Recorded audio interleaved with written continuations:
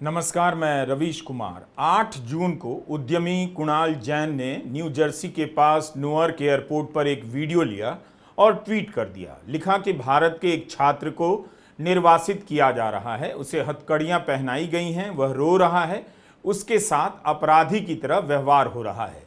आपने कुणाल जैन का लिया यह वीडियो और फोटो हर जगह देखा होगा, इसकी खबर भी छपी है। कुणाल ने लिखा है कि यह युवा अपने सपनों का पीछा करते हुए यहां तक आया होगा, किसी को नुकसान पहुंचाने के लिए नहीं। एक एनआरआई के तौर पर मैं खुद को असहाय पाता हूं, यह मानवीय त्रासदी है। उन्होंने यह भी लिखा कि हम इसके दर्द को कम नहीं कर सकते हैं, लेकिन हम सम्मान की मांग तो कर सकते हैं। हम भारत सरकार, अमेरिका की संस्थाएं और सभी ग्लोबल नागरिकों से कह सकते हैं, इसे गंभीरता से लें, इसे साझा करें और इसके बारे में बोलें। उसके बाद 11 जून की सुबह अखबारों में इस खबर की फोटो ट्वीट करते हुए कुणाल लिखते हैं कि सुबह सुबह भारत में जागा तो ऐसा लगा कि कोई मुझे ढूंढ रहा है, लेकिन जिसे खोजना चाहिए उसे कोई नहीं ढूंढ रहा। यह बच्चा न्यूयॉर्क एयरपोर्ट से गायब है। यह सवाल उन लोगों से है जिन्होंने मुझे कल से अपने चैनल्स पे बिठा रखा है, लेकिन सरकार से कोई नहीं पूछ रहा। आधिकारिक रूप से जानकारी नहीं है कि यह युवा अवैध इमिग्रेंट है या इसने कोई संगीन अपराध किया है। मीडिया की रिपोर्ट में जो भी जिक्र है वो सूत्रों के हवाले से है, जिसमें अवैध होने की बात भी है और उसके बर्ताव के ठीक नहीं होने की भी, लेकिन सब कुछ सूत्रों के हवाले से कहा जा रहा है और जोर उसे अवैध और अपराधी साबित करने पर है। इस घटना को लेकर जाहिर है बहस होनी है। पहले इसे विदेश और अमेरिका में भारतीयों के साथ इस तरह का व्यवहार क्यों हो रहा है, खासकर अमेरिका क्यों ऐसा कर रहा है, इस सवाल से जोड़ा गया और मोदी सरकार की विदेश नीति और इसके विरोध करने नहीं करने को लेकर सवाल उठे। हम उस पर भी आएंगे, लेकिन इसका एक पहलू इस बात से भी जुड़ता है कि भारत के लोग इमिग्रेंट्स को कैसे देखते हैं। इमिग्रेंट्स और माइग्रेंट्स और हिंदी में प्रवासी या अप्रवासी अंतर है, लेकिन इमिग्रेंट्स और माइग्रेंट्स का इस्तेमाल अब अदल बदल कर लिया जाता है। हम इस पर भी आएंगे। सबसे पहले 8 जून की घटना को लेकर सरकार की तरफ से क्या खबरें आ रही हैं उसे देखते हैं। आधिकारिक बयान कुछ भी नहीं, लेकिन सूत्रों के हवाले से रिपोर्ट हो रहा है कि भारत के विदेश मंत्रालय ने दिल्ली स्थित अमेरिकी दूतावास के साथ इस बारे में आधिकारिक रूप से बात की है। अमेरिका में भारत के दूतावास ने ट्वीट किया है कि हमने ऐसे सोशल मीडिया पोस्ट देखे हैं जिनमें दावा किया जा रहा है कि एक भारतीय को न्यूयॉर्क एयरपोर्ट पर परेशानी का सामना करना पड़ रहा है। हम स्थानीय अधिकारियों से इस बारे में बात कर रहे हैं। इस बातचीत में क्या सवाल उठाए जा रहे हैं, क्या मांग की गई है, इसकी कोई जानकारी हमें नहीं मिली। भारतीय सूत्रों ने समाचार एजेंसी एएनआई को बताया है कि अभी तक हमारे पास घटना की जानकारी नहीं है। हम नहीं जानते कि किस परिस्थिति में उस लड़के को हिरासत में लिया गया, वो किस फ्लाइट में जाने वाला था और कहां पहुंचना चाहता था। हम मामले को फॉलो कर रहे हैं। 10 जून को दिल्ली स्थित अमेरिकी दूतावास ने एक बयान जारी किया कि अमेरिका वैध तरीके से आने वाले यात्रियों का स्वागत करता है, मगर अमेरिका आना किसी का अधिकार नहीं। हम अवैध एंट्री, वीजा का शोषण और अमेरिका के कानून का उल्लंघन बर्दाश्त नहीं कर सकते हैं और ना करेंगे। कुणाल जैन का वीडियो 8 जून का है, आज 11 जून है। कम से कम सरकार के साथ साथ मीडिया भी पता कर सकता था यह छात्र कहां का है। हरियाणा का अगर है तो इसके माता पिता से संपर्क किया जा सकता था। कुणाल जैन की बात सही है, यह एक मानवीय त्रासदी है, यह अपराधियों का मामला नहीं है। हम इसे केवल इस तरह से नहीं देख सकते कि किसी ने कानून तोड़ा है तो युवा के साथ ऐसा बर्ताव उचित है। यह एक मानवीय त्रासदी है और इसे समझना होगा। पूरी दुनिया से लोग पलायन करते हैं अपने जीवन को बेहतर करने की आस में। भारत से भी लोग दूसरे देश जाते हैं और भारत में भी अपने राज्य से दूसरे राज्य में जाते हैं। कानून तोड़ने पर गिरफ्तारी के विरोध का सवाल नहीं है।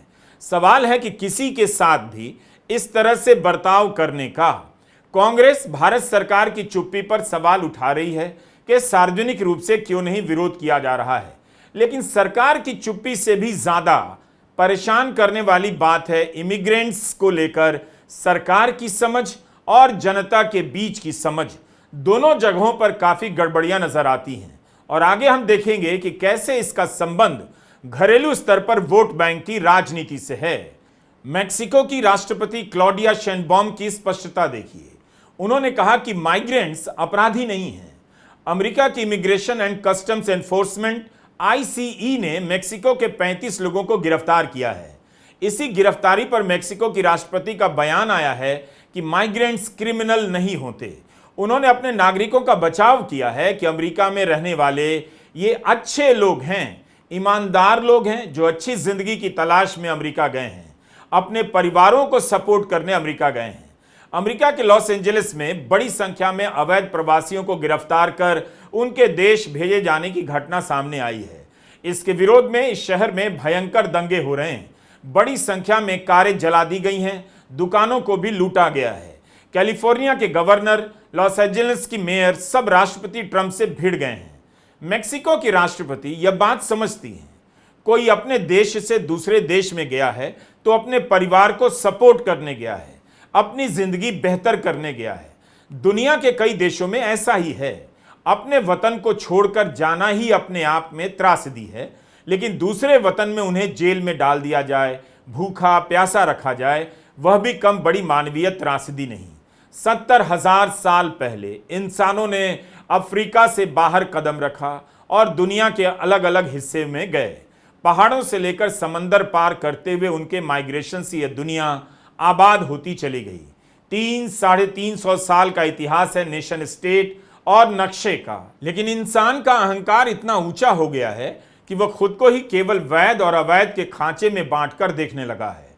दुखद यही है कि भारत में भी बड़ी संख्या में लोग इमिग्रेंट्स और माइग्रेशन को अवैध और अपराधी के रूप में देखने के लिए उतावले हो रहे हैं। दुनिया भर में इमिग्रेंट्स को लेकर बहस चल रही है।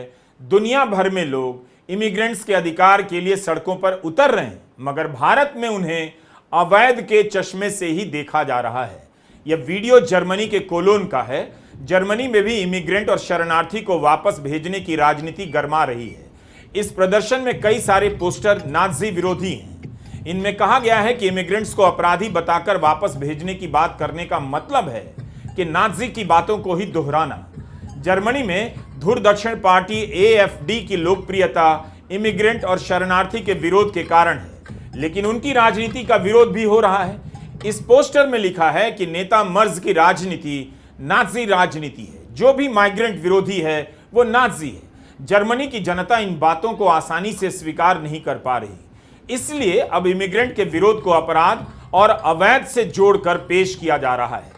दलील दी जा रही है कि इनकी वजह से जर्मनी में अपराध बढ़ रहा है और यह अवैध है, इसलिए इन्हें वापस भेजना चाहिए। लेकिन लोगों के बीच जवाब देना पड़ता है, क्योंकि जर्मनी में बड़ी संख्या में लोग इमिग्रेंट्स और शरणार्थी को इस तरह से वापस भेजे जाने के खिलाफ हैं।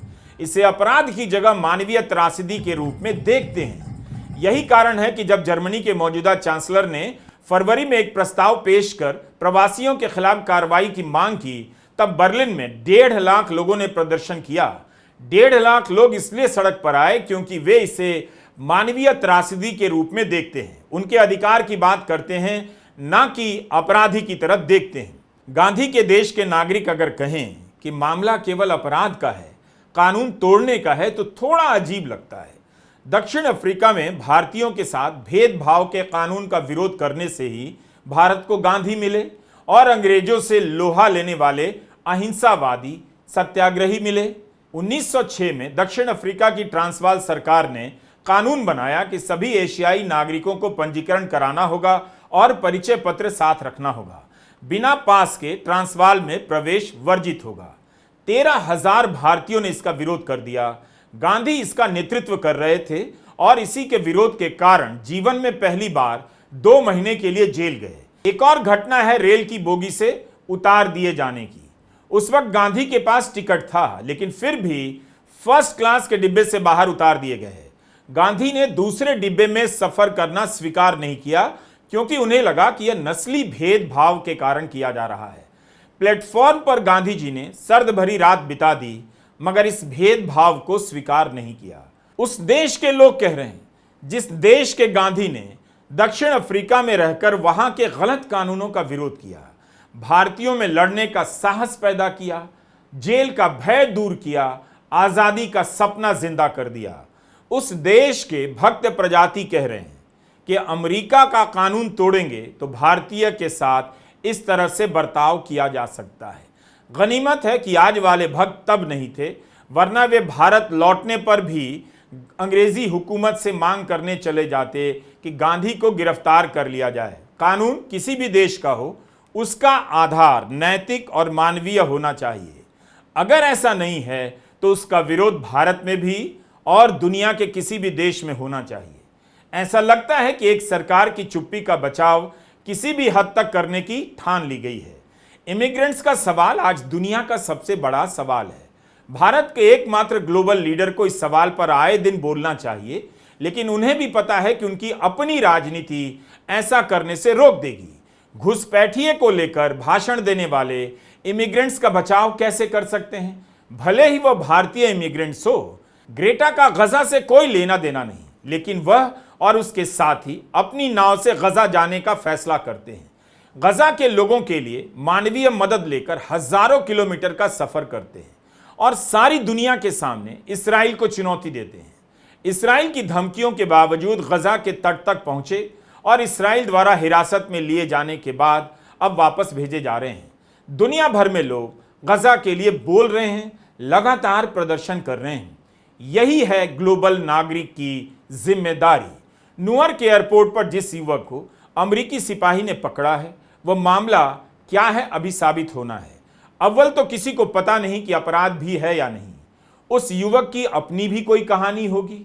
हमारा जोर इस बात पर है कि हम इमिग्रेंट्स की समस्या को कैसे देखते हैं, खासकर तब जब लाखों की संख्या में भारतीय दुनिया के देशों में गए हैं, बस चुके हैं और वहां कामयाबी पा रहे हैं। कई सारे लोग गलत तरीके से भी उन देशों में गए हैं क्योंकि उन्हें लगता है कि भारत में रहकर उनका कुछ नहीं होगा। इसके बाद भी भारत के लोग दुनिया के देशों में भारतीयों के साथ व्यवहार को केवल कानून तोड़ने की नजर से कैसे देख सकते हैं। बात केवल अवैध प्रवासी की नहीं है, भारत से अमेरिका जाने वाले छात्रों के वीजा और वहां उनके साथ होने वाले व्यवहार का भी है। हम उन सवालों को नहीं छोड़ सकते। 5 फरवरी को अमेरिकी सेना का विमान 100 से अधिक भारतीयों को लेकर अमृतसर लैंड करता है। इस विमान में अवैध रूप से अमेरिका गए भारतीयों को हथकड़ियां पहनाकर भेजा गया। इतना बड़ा हवाई जहाज लैंड कर गया, एक तरह से उसे छिपाने की कोशिश की गई। जो लोग उतरे सीधे उनके गांव भेज दिए गए। क्या गोदी मीडिया के चैनल उनके गांव तक गए, उनसे पूछा कि इस तरह से भेजने पर उनकी क्या प्रतिक्रिया है? वो पूरी कहानी जनमानस के सामने से ही गायब कर दी गई। यही नहीं, ट्रंप प्रशासन इस तरह के वीडियो भी जारी करता रहा जिससे पता चलता है कि भारतीयों को हथकड़ियां ही नहीं बेड़ियां पहनाकर भेजा गया। 5 से 17 फरवरी के बीच 300 से अधिक भारतीय इसी तरह बेड़ियां और हथकड़ियां पहनाकर भेजे गए। सरकार इसका नैतिक विरोध तक नहीं कर सकी, बल्कि मोदी सरकार के केंद्रीय मंत्री मनोहर लाल खट्टर ने यहां तक कह दिया, अवैध डंकी रूट से जाने वालों के साथ सहानुभूति जरूरी नहीं। हर देश का अपना कानून होता है और आप उससे बहस नहीं कर सकते। जो लोग गैर कानूनी तरीके से किसी देश में घुसे हैं वे अपराधी हैं। लेकिन इसका सिर्फ यही एक पहलू नहीं है। हिंदुस्तान के नागरिकों पर डंडा बरसाया जा रहा है, लाठियां बरसाई जा रही है। कहां डंका बज रहा है? डंका व्हाट्सएप में बज रहा है। यह असलियत है। और हमारी सरकार की तरफ से सुई टपक सन्नाटा। हमारी सरकार एक स्टेटमेंट लगा के कहती है अमेरिकन स्टूडेंट्स जो हैं वहां पे गए इंडियन स्टूडेंट्स, वो वहां के लॉज का पालन करें, कैंपस पर अच्छे से बर्ताव करें, इसलिए आपको चुनकर शासन में बिठाया था। एक प्रधानमंत्री की क्या जिम्मेदारी होती है? भारत के सम्मान को, भारतीयों के सम्मान को पैरों के तले अमेरिका रौंद रहा है। बूटों के नीचे हमारे लोग रौंदे जा रहे हैं। एक प्रधानमंत्री की क्या जिम्मेदारी है? जाकर झपिया पपिया करना, लपक लपक के ट्रंप को और कभी बाइडेन को गले लगा लेना। इस देश के प्रधानमंत्री की जिम्मेदारी है कि अगर हिंदुस्तान की या हिंदुस्तानियों की कहीं भी तौहीन हो, हमारा सम्मान हो, हमारा अपमान हो, तो उसके खिलाफ खड़े होकर मुस्तैदी से बोले। हमें व्हाट्सएप पे बड़ी बड़ी बातें बताई जाती हैं। क्या फायदा हुआ आपकी इस नीति का? आप तो हाउडी मोदी, नमस्ते ट्रंप, कोरोना होता रहा, आप नमस्ते ट्रंप कराते रहे, हाउडी मोदी कराते रहे। आपने तो वहां जाकर प्रचार भी कर डाला, आपकी बात ट्रंप सरकार भी कर डाला। भारत क्यों चुप रह जाता है? कोलंबिया तो चुप नहीं रहा। कोलंबिया के राष्ट्रपति गुस्ताव पेट्रो ने कह दिया, प्रवासियों को सेना के विमान में भेजना उनके साथ अपराधी जैसा बर्ताव करना है। इससे उनकी गरिमा को ठेस पहुंचती है। क्या यही बात भारत के प्रधानमंत्री नहीं कह सकते थे? कोलंबिया के राष्ट्रपति ने ट्वीट किया कि अमेरिका कोलंबिया के प्रवासियों के साथ अपराधियों जैसा बर्ताव नहीं कर सकता। मैं कोलंबिया के प्रवासियों के साथ आ रहे अमेरिकी विमानों को अपनी जमीन पर नहीं उतरने दूंगा। पेट्रो ने जब ट्वीट किया उस समय अमेरिकी सेना के 2 विमान कोलंबिया की तरफ आ रहे थे, मगर कोलंबिया में घुसने की अनुमति नहीं दी गई और उन्हें वापस लौटना पड़ा। पेट्रो ने सिर्फ इस शर्त पर अमेरिकी विमान को अनुमति दी कि प्रवासियों को सैन्य विमान के जरिए नहीं भेजा जाएगा। इसके 2 दिनों के बाद कोलंबिया ने अपनी वायुसेना के विमान को अमेरिका भेजा ताकि उसके नागरिकों को सम्मान के साथ वापस लाया जा सके। जब इस विमान से उतरते हुए प्रवासियों की तस्वीरों को गुस्ताव पेट्रो ने अपने सोशल मीडिया पर साझा किया तो देखा जा सकता है कि उनके हाथों में कोई हथकड़ियां नहीं थी और किसी प्रकार की जबरदस्ती नहीं की जा रही थी। बाद में कोलंबिया ने अपने नागरिकों के वापस भेजे जाने के लिए अमेरिका की सरकार को पैसे देने की भी पेशकश की। कोलंबिया के विरोध का आधार था मानवीय गरिमा। साफ कहा जा रहा है जो माइग्रेंट हैं वो अपराधी नहीं हैं। आप इस तरह से सेना के विमान में भेजेंगे, हथकड़ियां पहनाकर, बेड़ियां डालकर, तो इसका यही मतलब है कि आप उस नागरिक का ही नहीं, उस इंसान का ही नहीं, उस देश का भी अपमान कर रहे हैं। भारत कोलंबिया से 11 गुना बड़ी अर्थव्यवस्था है। कोलंबिया की जीडीपी का आकार $363 बिलियन ही है। भारत 4 ट्रिलियन होने के करीब है। तब कोलंबिया मानवीय आधार पर विरोध कर सका और भारत चुप रह गया। क्यों? भारत क्यों नहीं बोलता है? क्या आपको पता है कि एक समय था जब भारत अमेरिका को आंखें दिखाकर बात कर सकता था कि माफी मांगनी पड़ेगी? ज्यादा पुरानी बात नहीं, दिसंबर 2013 की है। तब इस तरह की हेडलाइन छपी थी कि भारत ने अमेरिका से माफी की मांग की है। व्हाइट हाउस ने तब माफी मांगने से इनकार कर दिया, लेकिन यह भी कहा कि इस बात को लेकर अमेरिका और भारत के बीच संबंध खराब नहीं होने चाहिए। उस समय भारत के प्रधानमंत्री थे मनमोहन सिंह, जिन्हें कमजोर प्रधानमंत्री कहा गया। मामला था वीजा फ्रॉड के मामले में एक भारतीय राजनयिक देवयानी खोब्रागड़े की गिरफ्तारी को लेकर। आरोप तो वीजा के फ्रॉड का ही था, लेकिन तब तत्कालीन प्रधानमंत्री मनमोहन सिंह या उनकी पार्टी के लोगों ने नहीं कहा कि अमेरिका का कानून तोड़ेंगे तो जेल जाएंगे। मनमोहन सिंह ने सीधे सीधे माफी की मांग कर दी और दिल्ली में अमेरिकी दूतावास से सुरक्षा का स्तर घटा दिया। उस समय भारत ने भी इसी आधार पर विरोध किया कि यह गरिमा का सवाल है। तत्कालीन प्रधानमंत्री मनमोहन सिंह ऑन रिकॉर्ड कह चुके हैं कि देवयानी के साथ जो बर्ताव हुआ वो डिप्लोरेबल है, निंदनीय है। कमलनाथ संसदीय कार्य मंत्री थे, उन्होंने कहा कि माफी से कम कुछ भी मंजूर नहीं। उस समय विपक्ष भी मांग कर रहा था सरकार कड़ा जवाब दे, और सरकार ने कड़ा जवाब दिया। आज विपक्ष मांग कर रहा है सरकार जवाब दे, बोले जवाब का आधिकारिक स्तर पर पता नहीं चलता। जब देवयानी का मामला सामने आया उस समय की टाइम्स ऑफ इंडिया की यह रिपोर्ट देखिए। इसमें लिखा है राहुल गांधी और कांग्रेस के सुशील कुमार शिंदे के अलावा गुजरात के तत्कालीन मुख्यमंत्री और प्रधानमंत्री पद के उम्मीदवार नरेंद्र मोदी ने भी अमेरिका से आए डेलीगेशन से मुलाकात करने से मना कर दिया। राहुल गांधी ने भी मना किया और मुख्यमंत्री नरेंद्र मोदी ने भी, जो उस वक्त प्रधानमंत्री पद के उम्मीदवार घोषित हो चुके थे। यह ट्वीट आज भी प्रधानमंत्री मोदी के ट्विटर हैंडल पर है। उन्होंने लिखा था कि हमारे देश की महिला राजनयिक के साथ किए गए दुर्व्यवहार का विरोध करते हुए मैंने देश के साथ एकजुटता बनाए रखते हुए अमेरिका से आए डेलीगेशन से मिलने से इनकार कर दिया है। लेकिन आज वही नरेंद्र मोदी प्रधानमंत्री मोदी हैं और बोल नहीं पा रहे। केरला कांग्रेस के ट्विटर हैंडल पर बताया गया है कि देवयानी विवाद के समय अमेरिका के राजनयिक विशेषाधिकारों को डाउनग्रेड कर दिया गया, कम कर दिया गया। दिल्ली में अमेरिकी दूतावास के बाहर सुरक्षा बैरिकेड हटा दिए गए और हवाई अड्डे पर अमेरिकी राजनयिकों को मिलने वाले विशेष एक्सेस को वापस ले लिया गया। अमेरिका के राजनयिकों को मिलने वाले ड्यूटी फ्री अल्कोहल और खाने के निर्यात पर मिलने वाली छूट को भी हटा दिया गया। उस समय भारत ने कई स्तरों पर जता दिया उसके एक राजनयिक के साथ इस प्रकार का बर्ताव अस्वीकार्य है और आधिकारिक रूप से अमेरिका से माफी की मांग की गई। अमेरिका ने अफसोस प्रकट किया था। देवयानी खोब्रागड़े हमारी राजदूत थी, उनके साथ अमेरिका ने दुर्व्यवहार किया था और हमने पूरी तरह से उनके साथ खड़े रहे, उनको इम्यूनिटी करी, उनको परमानेंट एक मिशन यूएन पे भेजा और यहां पर हमने उनके दूतावास, अमेरिकी दूतावास के खिलाफ एक्शन लिया था। यह करना होता है आपको। आप चुप कैसे बैठे हुए हैं? When will the Prime Minister of this country rise to the occasion and protect the honor and dignity of Indians. 1990 में इराक द्वारा जब कुवैत पर आक्रमण किया गया तो उस समय भी चंद्रशेखर की सरकार लाखों भारतीयों को ऑपरेशन एयरलिफ्ट के तहत वापस लाई थी। इतना बड़ा बचाव अभियान था कि विश्व रिकॉर्ड के रूप में दर्ज किया गया। मोदी सरकार ने भी विदेशों में फंसे भारतीयों को वापस लाने का अभियान जारी रखा, परेशानियों में मदद की और इसका खूब प्रचार प्रसार भी हुआ। यूक्रेन पर हमला हुआ, आपको याद होगा विपक्ष ने कितना हंगामा किया। उस समय भी मंत्रियों को भेजा गया। अब वही प्रधानमंत्री मोदी क्यों नहीं बोल पा रहे हैं, यह बात समझ के परे है। बात किसी के अपराधी होने की नहीं है, अवैध इमिग्रेंट्स होने की नहीं है, बात है सम्मान की, गरिमा की। आप अपराधी और अवैध बताकर जवाबदेही से नहीं बच सकते।